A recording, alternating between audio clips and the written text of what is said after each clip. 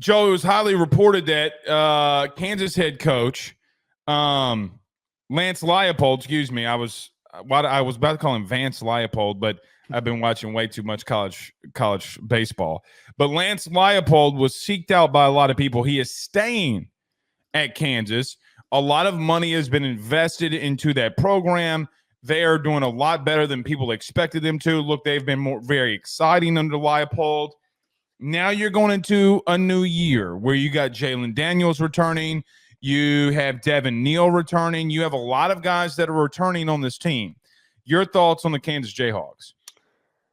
I think that it's really serious that they're losing Andy Kotelnicki. I know that Lance Leipold is a tremendous coach and has really transformed this team, but Kotelnicki's been a driving force for offensive success. He was their OC, just to people that didn't know.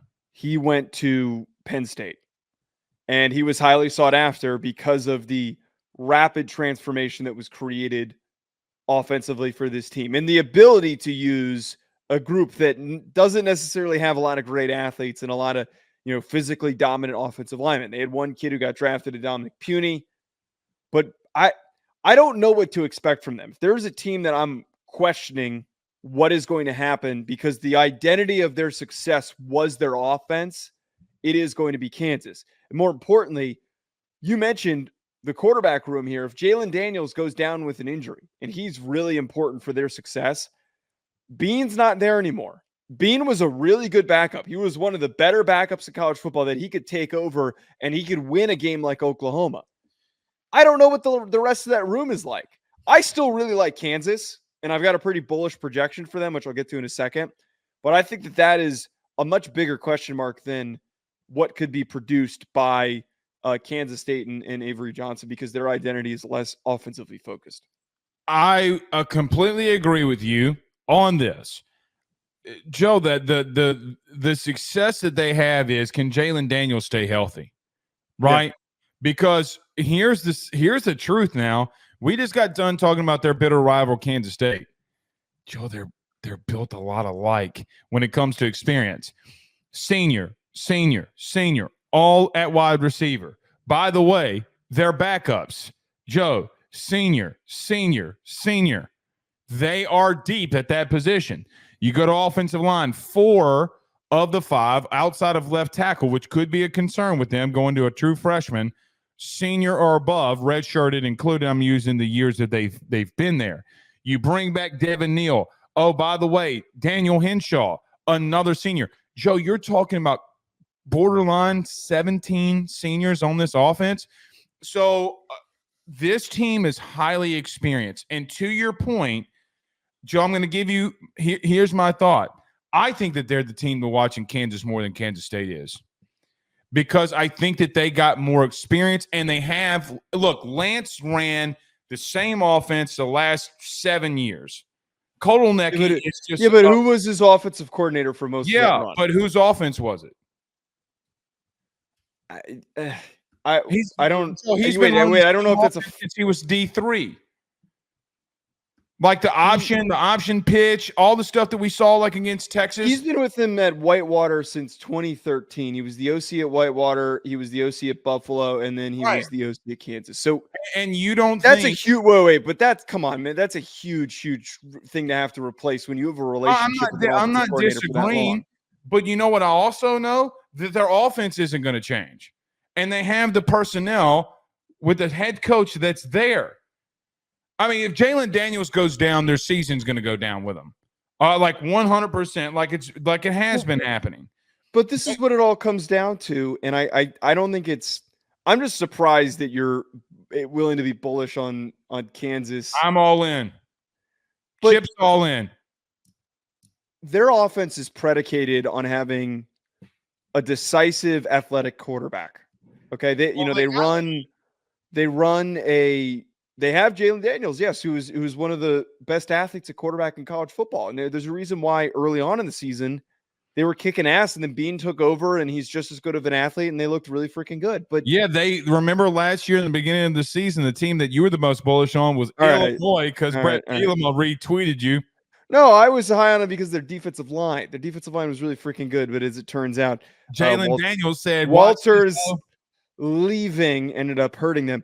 Look, all I'm trying to say here, though, is like you just said a second ago, if Daniels goes down, who has been consistently injury prone, that's there. I at least have answers on what I know about Jalon Daniels. I don't necessarily have an answer on Avery Johnson.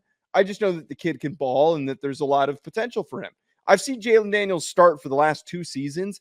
I've seen him make some tremendous plays, and then I've seen him get hurt. Who is the backup? Like, legitimately, who is taking over when he goes down? Cole Ballard, a red-shirted freshman. Is he the next coming of Jalon Daniels? We love Cole Ballard on the show. I have no idea. If you put him in a lineup, I have no idea who he would be, but I love Cole Ballard. Ways to disagree with me. You just find ways to disagree with me. I'm just not. So again, but I agree with you on that. I legitimately came out and said I agree with you. Their season goes down if he gets hurt again. Oh, the Cole Ballard kid when it came into the game against shit. I remember this kid. What game did he come in? There was one game he came in and he was it the Kansas State game? Yeah, but he was a true freshman, so like I'm not going to completely knock him because I just said this with Avery Johnson. I think it was the Kansas State game because Bean went down. I vaguely remember this because I bet on Kansas. This kid comes in the game, he throws 2 picks, and he was just a complete mess. I don't know, dude. I think there's a lot riding on that if this kid can figure it out because he's going to have to play. He's got to step in at some point. Yeah, that might be the thing, man. I mean, that very well could happen. I mean, there's nothing to tell you that Jalon Daniels will go through an entire season healthy. Nothing. Now, I do think some things have been freakish, right? Like, a herniated disc because the side judge dropped a pylon or a first down stick on him. Remember, like the 2 years ago, like it was a play along the sideline and he fell on the stick and like the herniated disc, and that was the first injury. Then wasn't it the knee or the hip? And later on, I don't have his medical history memorized.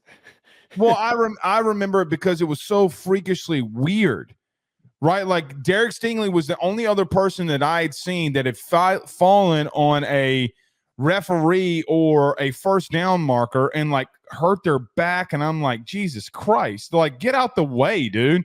Like, go full ludicrous, move, bitch, get out the way. Like that's what I remember. You're right. I don't remember his history or injury history. And I do concede with you. I'm taking a massive risk for them. But Joe, look how they're built. Like they are built. They have depth at a lot of positions. Let's just act for like a second, just for a second. Let's take injuries off. God forbid he does stay healthy, then what? Because I look at them defensively, Joe, they're returning so much. They're returning a lot of really good players. I'm a really big fan of Kobe Bryant, who I think is going to be a riser. I think is going to be a riser throughout this draft process. He's a very gifted player. Losing Austin Booker, the cornerback. Losing Austin Booker, I think, will take a hit in their pass rush. He was drafted pretty highly. Very, very explosive kid. There's a little bit of a question there. I agree with you. Look, I 100% agree with you that I think that this Kansas team has gotten progressively better season over season. I think that they are, and the way that I projected this, because they also have a very favorable schedule. The 3 hardest games that I wrote down was traveling to West Virginia, traveling to Kansas State, and playing Iowa State at home. That's 3 winnable games, 2 of which are on the road, which is going to make it hard for them. I think 10-2 is completely reasonable. I don't think that is an overly aggressive projection for them. I think that 9-3, 8-4 is on the table. If Jalon Daniels misses a couple games, it's going to be tough sledding for them to win if they have to trust Cole Ballard. And I just don't know if he is ready, because what we saw from him in the very small sample size was not very good. The opposite of Avery Johnson was not very good. I need to be proven a little bit more when it comes to that side of things. But 10-2, man, 10-2 is a very, very reachable slot for them. I'm not far off on you. I'm right there. I'm 10-2. I need to see them beat Kansas State first. Okay. but I think that they can do it. I think if Jalen, I don't think they're going to beat them on the road. I don't think that they're going to. I think that they can do it because Lance is bound to have a big win. It's always happened with him. I think they're going to break through.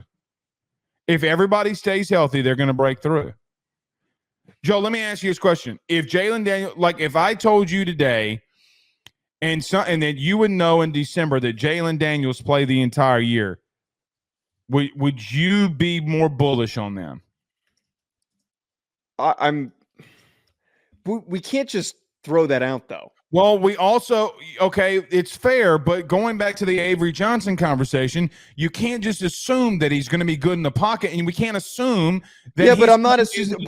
But I'm not games with his legs. I'm not assuming that Avery Johnson's going to be great in the pocket, and I would push back. Like you're creating these scenarios that I don't think are realistic. Like you were creating the scenario with Kansas State, talking about how, well, what if a really good defensive coordinator schemes around him? What good defensive coordinator? And you're trying to create the scenario. Well, what if Jay Daniels is healthy the whole season? There's one. He's not a defensive coordinator. Joe, you mean it to every head coach that has a status like Lance? You think Lance Leipold doesn't? He's not doing the defensive game plan. Joe, he's not. During the week, he's going to put a game plan together on how to stop the kid. Now he's not going to call plays, but you're gonna tell me that the head coach does not put up game. He's obviously in those meetings, but he's not. He's an offensive-minded guy, as we've just spent time talking about. I would be stunned to find out if Lance Leipold is taking time to put together a defensive game plan. No, every head coach literally meets with both of their coordinators on how to stop teams. Yes, but he's not putting together the full defensive game plan though. I don't understand what you're trying. It's like you're trying to find ways to disagree with me today. Like I feel like this is the fullest extreme of that. I'm legitimately not. I've seen more from Jalon Daniels than I've seen from Avery Johnson. I've seen Jalon Daniels get hurt just as much. And you know what else I've seen? Played almost the same amount of games as he did last year as Avery Johnson. And I've also seen very talented quarterbacks lose to teams that they have no business losing to because a defensive coordinator who comes out of the fucking blue schemes and has a really good game plan. But I've said that, I'm going to keep saying it. Who is that on their schedule? Utah. I think that they lose to Utah in the Big 12 championship game. I didn't say this a second ago. They're not going to beat Utah. I don't think that they will. Okay. That's a really hard matchup. Back to the first sentence that I said about both of these teams was in reference to, I don't think that they play anybody that's going to prepare them for what they're going to see down the road. That was the first sentence that I said. You can get by with Avery Johnson on majority of these teams, but here's the truth. You're not high on Arizona. That's fine. Arizona's got a shitload of talent on that team. They do, but they're not deep. A lot of those their depth left. Okay, but you can't. If you're going to say that I can't use what ifs, you can't use what ifs. You don't know. That's not a what if. That's finite. I know guys left. That's true, but Joe, offensively, they have more offensive firepower than Kansas State does. And again, God forbid, if Avery Johnson got in a shootout with one of these teams. Joe, you cannot run the football in today's society and get in a shootout with teams that you're going to play. They don't have more offensive firepower. They are equal. There are no premier receivers in this group, and their tight end room is good, but it's not like elite. I don't think it's some elite group that is so much better. And I think both of their running back rooms are equally as good. And I would actually argue that Kansas State's run game is better. Daniels, if you knew that Jalon Daniels would be healthy in December, would you be more bullish on them? Yes or no? I'm not 10 and how much more bullish can I get than 10-2? That they're in a championship game. I'm high. Yeah. If he's fully healthy and doesn't miss a single game. Yes. Okay. You also, by the way, you have to take into account that they're not playing in their home stadium next year. By the way. Who? Kansas. Their stadium, they're renovating it. Oh, right. Yeah. Which is another thing. Dude, they dropped $111 million into their facility. I'm not saying that I don't think that they. No. This is separate from our deep dives. Okay. Yeah. Good for them. Yeah. They instead of putting it all to basketball. Yeah, because Bill Self's an asshole. I'm going to say this. Give me the Fighting Lance Leopolds. I think they're going to a championship game. If I had to pick between the two, I'm picking Kansas State. And there we have it. Our first big-time disagreement of the year comes in the Big 12. Yes, I am disagreeing with you on purpose. All right. I don't know if that was our first one. What do you? No, we were pretty consistent on our deep dives on what we thought on teams. That's a good point. BetOnline remains your top spot for all of your live betting action and contests. NFL, college football, UFC, NHL are all in full swing. BetOnline is your number one source for wagering news, odds, trends, and predictions with both desktop and mobile access at any time. Head to BetOnline today and use promo code BELIEVE, that's BLEAV, for 50% off your first deposit. That is a 50% welcome bonus.